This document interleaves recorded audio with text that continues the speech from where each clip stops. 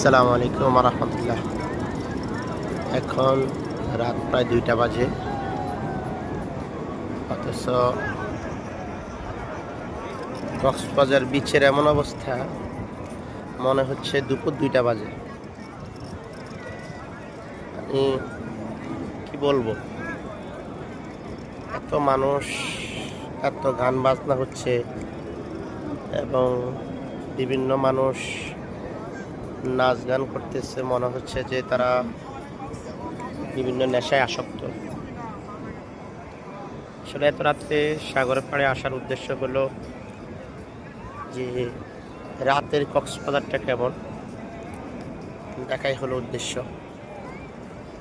এখন আমি আছি সুগন্ধা বিচে। এখানে আমার মনে হয় সব মিলে 2,500 থেকে 3,000 মানুষ হবে।